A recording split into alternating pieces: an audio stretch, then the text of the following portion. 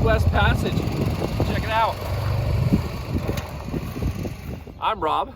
Imagine a Winnebago Revel and a limousine made a baby. This is what you would get. Come on inside. So I'm going to show you the brains of the operation right now, and then we'll kind of walk through the rest of the rig in a little bit.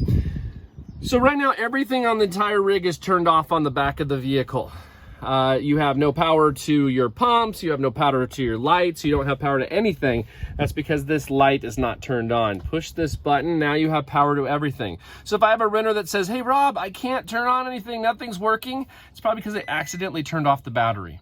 Now you see the battery and the fridge are on two different circuits because you can turn off the battery, but you still have the fridge running, because you should never turn off the fridge, right? Because you want your food always to be cold, your beverages to be cold. So this one should always be turned off. If I get the call saying, Rob, the fridge isn't working, it's because that's not turned on.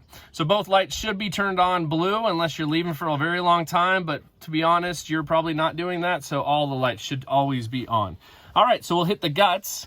When it turns on, it goes to your home page, and this home page shows two batteries. It shows your house battery, a 12.6 volt. In fact, it's more than one battery, but it's 12.6 volts on the house. The house is the house where you're living. The chassis is the Sprinter, the Mercedes portion. So they're on separate circuits, and so if you see that it's going low, it's because, you know, maybe you were under shade all day and the solar panel wasn't charging everything up. But they should always be around 11.5 to like 13.5. You have your radio right here. It's the fusion button. It's off right now. It's on right now. You have your Bluetooth, and you just walk through here to add your Bluetooth and all of that. You'll look for it on your phone. This is typically how to set up your Bluetooth. You have your mute over here. You have your radio. You have your AM, FM, and your Bluetooth. So we'll turn that off right now. We'll go back to home, and we're going to walk through these little scenarios. So you have all your digital gauges. You have your fresh. I'm 3/4 full with fresh tank. Your fresh is for your shower and for your sink and washing your hands and all of that. Gray is also 2/3 full. Gray would be your shower water, your sink water. Gray can, in some instances, be dumped on the side of a road because all it is shower water. Then you have your black. That's the nasty stuff, but I'm going to show you how to not make it nasty. That's also 2/3 full. So pretty soon here, I'm going to need to go get that dumped, and we're going to walk through on how to do that. And then your LP, that is your gas. That is your propane. That's going to run some of your heating systems. That's going to run... and we'll walk through and we'll show you what the propane is. The propane will go down really low because they're very efficient vehicles and they use very little propane. Your water pump, that's to turn on pressure for the water when you're not hooked up to a hose. So if you're panned downstairs, right now we have water pressure. If I turn off that water pump, the water pressure goes away. Turn on, turn off. Okay. Tank heaters. You will use your tank heaters when you don't want to freeze, when you don't want to freeze your poop. That's when you use your tank heaters. So you turn on the tank heater. So let's just say you're up in Mammoth, it's going to be 20 degrees. You're going to want to turn on your tank heaters because you're going to keep everything warm down in your tanks so that when you want to dump, you're good to go. One thing to keep in note is you want to keep everything warm when it's cold. So if you're in Mammoth and it's 20 degrees, you want to keep your heater on the inside. You want to keep your water heaters on. You want to keep everything on because that's going to keep your water warm. It's going to keep your coach warm. Even if you're taking off and you don't need it to be comfortable inside, you still want to keep on that heat because you don't want pipes bursting, water freezing, all of that. So just to keep that in mind, turn on your tank heaters when it's cold and freezing, and then also leave your heater on the inside of the vehicle. Okay, so the cool thing about these vehicles, just like the Revels, is you've got your bed up and down. I'll show you. Let's see if I can get a little video of this. I'll take the handle, and you've got your up and down. So it's already up, and all you do is push your down. There goes the bed down. Super cool. And up. Cool feature. The coolest feature about these vehicles, because now it makes everything kind of two rooms in one. All right, so back to here, we have your awning, extend and retract. You also have your awning light, which is in the light section, but you'll have your awning extending and retract. It will not retract or extend if your key is in the ignition or the engine is running or anything like that. So if you say, hey, it's not working, it's probably because your ignition is still on. And then your lights, master lights on and off are right here. We're gonna go to the light section in a second. If you wanna turn off all the lights at one spot, you go right here. Now this is the AC, this is the air conditioner. Right now it's not working because the generator is not turned on. The AC will require you to either be plugged into a regular house plug, or it's going to be required to have the generator running, and that would be how you would control it. So right now it's set to 70, and if we had the generator on, or if it was plugged in, that AC would be kicking on, because right now it's 74 degrees in here. All right, so the home has the most stuff on it, but now we'll go through the other ones, and we'll go pretty quick through all these. This is your lighting. So you've got your awning light, you've got your porch light, and then you've got your master on and off. This will turn off every light. You've got your day mode, which brightens everything, and you've got your night mode that dims everything. You've got your front light, your rear light, your galley light, and your accent. Galley would be in your kitchen. Accent is kind of like the under cabinet lights. Now you can hold down the galley light and it'll go bright, and then it'll go down to dim. So this is how you would dim, is by holding down any of the ones with the arrows. You can hold it down and it will dim it. So that's with the lights. Let's go to the temperature. This is your AC control. This does nothing if you're not plugged into a plug outside or your generator's turned on, but you have your up and down at 74 degrees. Your fan, you can turn your fan low and auto, and you can turn the whole system off here too. But again, it's not working right now because we don't have the generator on. Moving on down. Speaking about generator, this is your power management screen. Again, it shows you your battery levels, has your inverter that's turned on. Now an inverter, okay, look at me, I'm gonna explain this. So, you have battery, inverter, and generator. Okay, so generator gives you 110 volt, which is the same as a house would use. So regular plugs, not USB plugs, but regular 2-prong plugs, 3-prong plugs. That is generator power.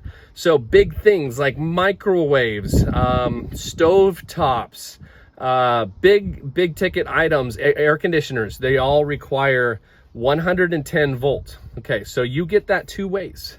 You get that by using your generator, which gives you house power. So it's an engine that's running house power. Or you get it by using your inverter. Now the inverter doesn't have a lot of bump for like your AC, but it'll control your microwave. It'll control some of the other things. It'll control your plug, so you can turn your laptop into the plug and it'll work. So, but inverter uses 12 volts, so battery powered turns it to 110 volt, house powered, but it's limited, right? Because it doesn't have a generator running the engine, it's not plugged in anywhere, so you can run through your battery really fast. But sometimes you just want a microwave running, and so you would just turn on the inverter. Or you just want your stovetop working, you can just turn on the inverter, and then you don't have to run the generator, you don't have to plug in, it's quieter and all of that. So I'll show you this right here again. So you've got your inverter is on, which means your stovetop will work, which means your microwave will work, but it doesn't mean your AC will work. This is your AC and stove. You can actually see your stove is on because the inverter's on, stove is on, but the AC is off. And then I'm pretty sure if I turn that off, yep, see now it's shedding. So right now it's turning off the power and you're losing all the power to the stove because you don't have that 110 going to the stove. So here you have no shore power. When you plug in, it would say shore power. And then you have your generator, which is your start and stop. So generator, you would hold it down. And then you hear it trying to start. And now it's gonna start, and now it's gonna run a little bit. Don't freak out the first minute or two that it's not working, because it has to run a couple minutes before it starts to kick everything else on. This should now show, see now all this stuff. So now your shore/generator has power. Your AC is off now, but now we can turn on the AC. In fact, we'll just go back over here and we will put it to cool and we'll put it to high. And now all of a sudden, it's nice and AC'd and you can hear the fans turning on and all that fun stuff. So that's generator was the only way we were allowed to do that because we're not plugged into a house power. So I'm gonna go ahead and turn that off. We're gonna go back to the generator. And then we're gonna go ahead and stop the generator. And then we're gonna, what we typically wanna do is, like if I wanted to cook right now or use, you know, plug some of the plugs for something, I would turn the inverter back on. You know, the inverter will automatically turn off when the generator is turned on because they're working at doing the same thing. And then this is the settings. You really don't need to do anything on the settings. That's that's when things go wrong, then you'll call me and I'll walk you through it. But this settings really doesn't control anything that you'll need. And that's the brains. There's a few other little things, like up here, you've got your energy power. It shows you how things are charging and all of that, your battery monitor. And then there's a couple other controls. In fact, let's go down here, down below. Right here is your hot water heater. Right now it's turned on. The water is at 110 degrees Fahrenheit. You can turn it up, turn it down. And then in order to conserve propane and everything, if you don't anticipate needing hot water, then just go ahead and turn it off. Because it's like a hot water system, it's always keeping it hot even if you don't need it.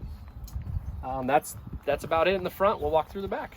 So the Midwest Passage is based on the Sprinter diesel engine. The diesel engine also runs, or at least the diesel tank also runs the heater on the coach side. So at night when you want to stay warm, it's using the gas tank from the Mercedes to keep you warm.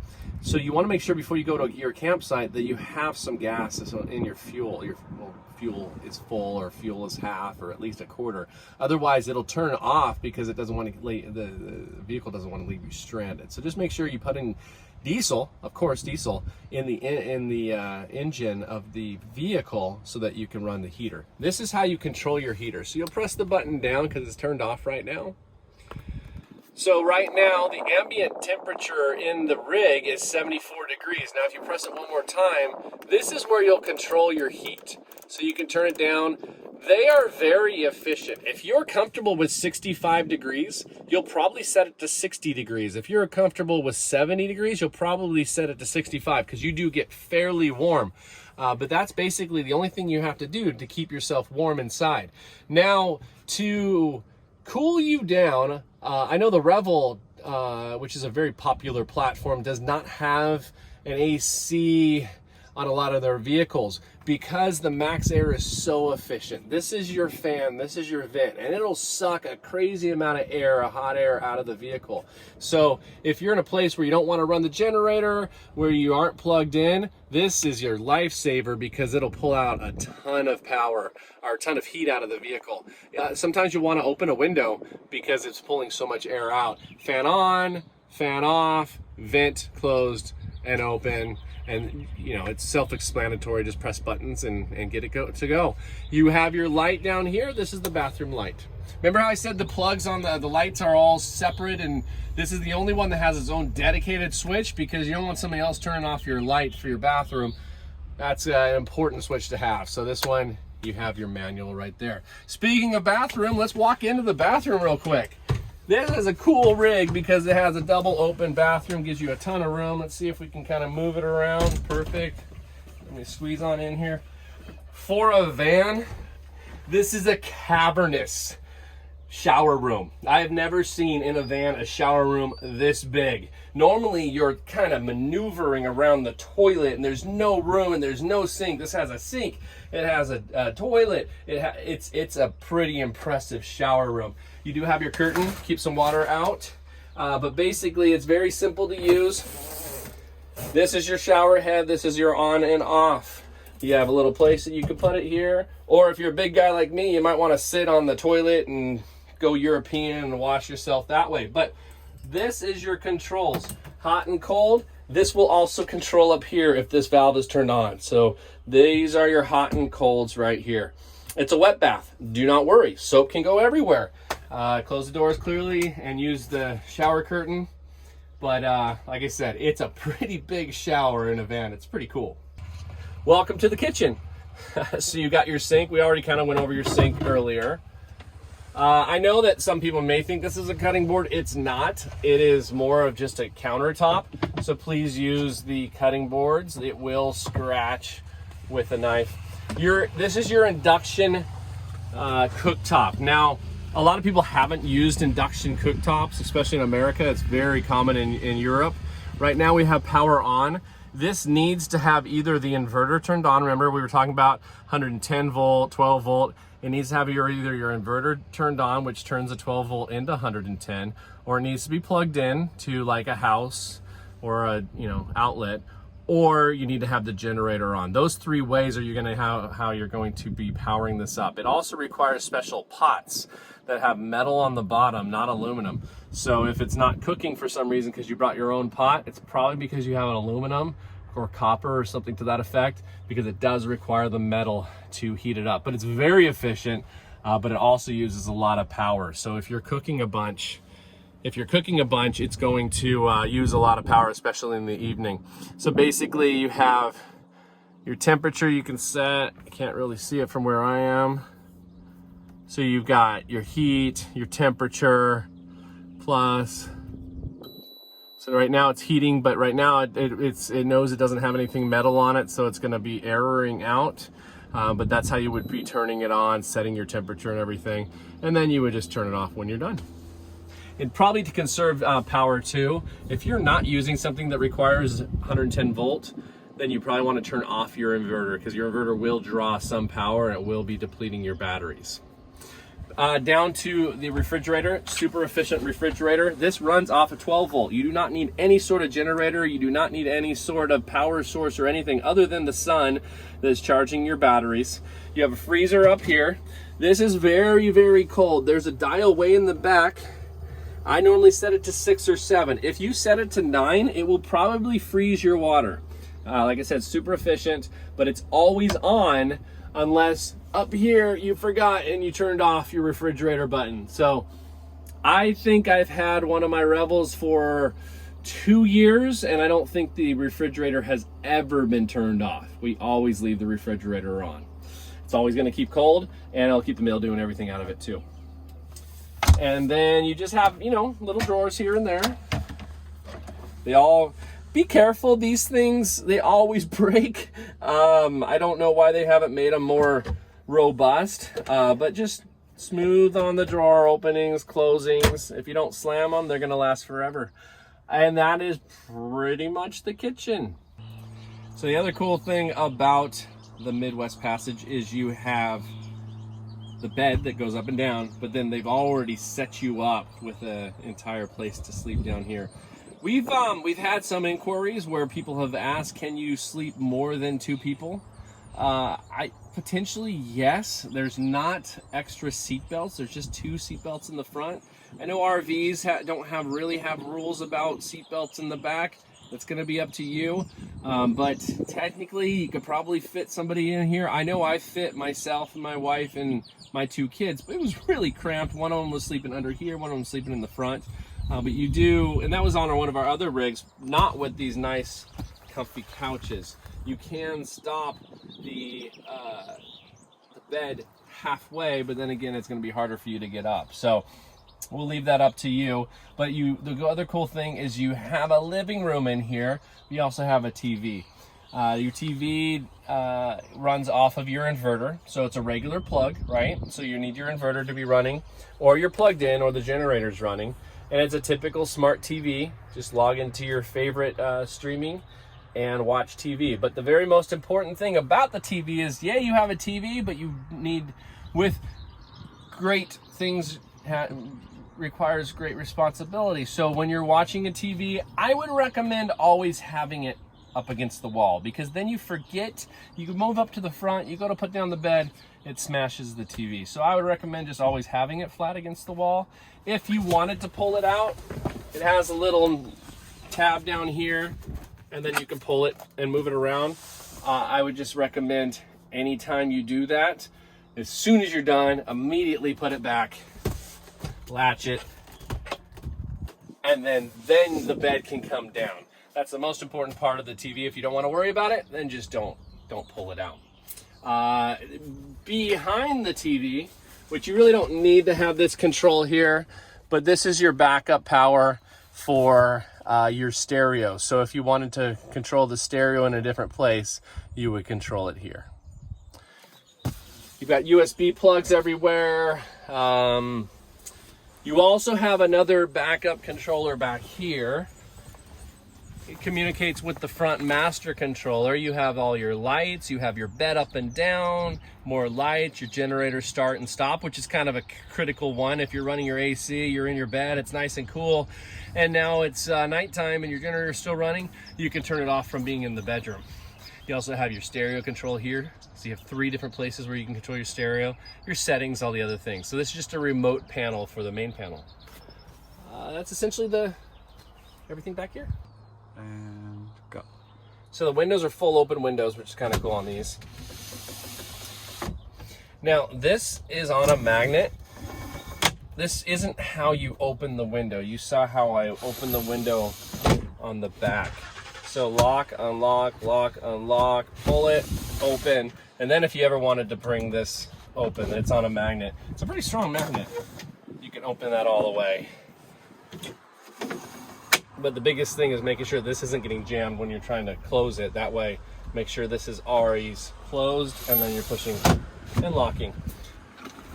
Shades, it's like the kind of shades you grew up with when you're a kid, but they are delicate, so take your time with them. Don't force them, and you'll be good. So your Lagun tabletop is hiding behind, in this nice little case, behind the driver's seat. You got your upright. Slide it on, tighten it down. Then we'll put on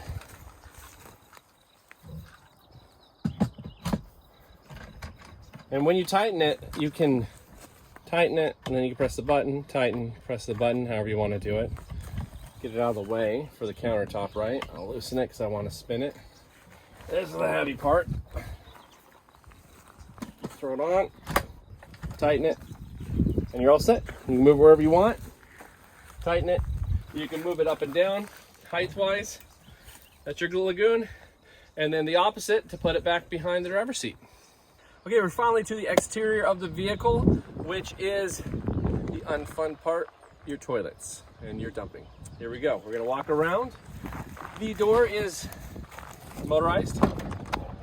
Do not try to pull it, just click it open. You can stop it wherever you want, and then you can close it, stop it. There's another button right here. Close, open.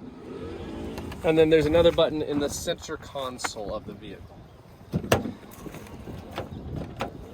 Walking back, you have a little plug down here. Again, generator or inverter must be turned on for that to work. Coming around to the back, nothing to see back here. This is where you would hook up your power, your shore power. But let me show you where we keep that shore power. You have a little storage under here.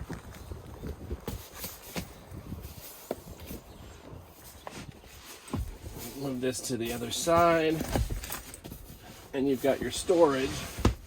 Down here you've got your plug, you got your water. This is the side that plugs in to that outlet. The other side would plug into a 30 amp at a campsite. So you would come here, plug it in here, and then plug it into your campsite. All right, so here's your water control situation. You have your outside shower. The pump has to be turned on for it to work. I believe the pump is turned on. I'm going to turn on my hot water. And then you've got a little valve back here that controls it. So a guy like me who's a little bit taller, this is how I would shower. Turn off the water. So now here is where you won't need to do this because we flushed that out. So that's a service that's included to flush out the tanks. Some people decide not to deal with any of this because they're not going to be gone for more than a couple days. They won't fill up the tanks. That is also a service we provide. But in the event that you want to dump the rig yourself, I'll walk you through that right now. So you have your black and your gray. Your black is your nasty water. The black is your toilet. It'll fill up a lot slower than your gray. Your gray is going to be your sinks and your showers. Black valve, I'm not even going to play with it right now because I'm not dumping. However, I can open up the gray valve because the gray is just the shower. So you hold that down, you can hear the valve opening, And then once you hear it completely open, you'll turn it off. You have your hose that you'll retract. You'll put this wherever you want it. This is gray, so I'm not too concerned. I'm not wearing any gloves or anything. You have it on and off here. So I have it on, it's in line, therefore it's on. It's gray water, I don't care, it's just going in the wood chip. Now I'm going to turn on my waste pump.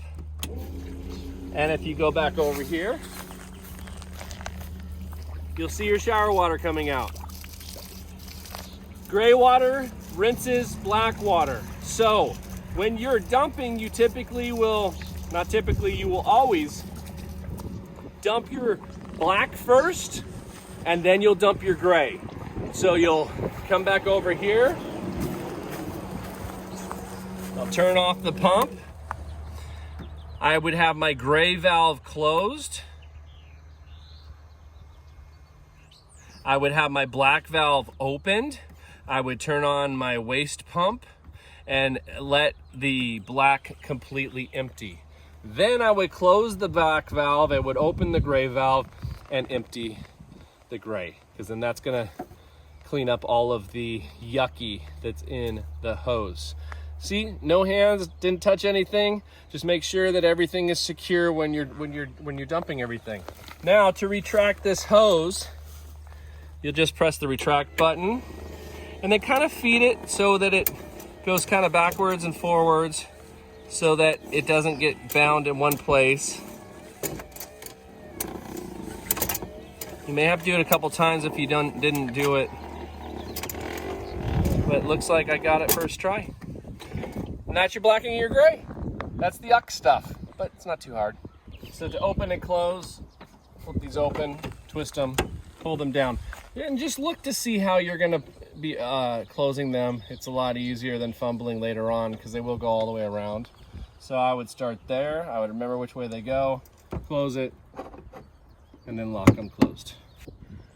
So the ladder is primarily for maintenance. It is not used for climbing up to the top. There's no reason to be on the top. There's a bunch of things that can break. Solar panels, lots of fixtures up at the top. So please don't go on the top, plus you're not insured for that. If you want your Instagram photo, hand, foot, that's all you'll need. But the ladder's there because it's super cool to look at. Hey Rob, I'm at the gas station. I don't know how to fill it up. Yes, I've forgotten before. So now we make a video about how to fill up the gas. Diesel, remember it's a diesel engine. We only put diesel in the engine, but this is where it is, it's hiding. It says diesel, diesel, diesel, diesel. Just a regular diesel, fill it up, close the door. You're all done. Okay, rotation of the front seat. On this vehicle, the way that it's laid out, there's not really a reason to rotate the driver's seat. It doesn't really add any added real estate inside the vehicle, but I'll show you quickly how to rotate the front seat. This has power seats. Number 3 is your memory setting to put it in the right and correct place to be able to turn the seat around. We'll wait until it sets itself up. And then you've got a lever right here, right down here. You pull it and then you pivot around. There's a lot of wires. There's a wiring loom under there. So it's important to remember which way you pivoted so that you could pivot the same direction, because you don't want to keep winding that wire around one after the other. So just pivot it the same way that you pivoted the other side. That's how you do the front seat.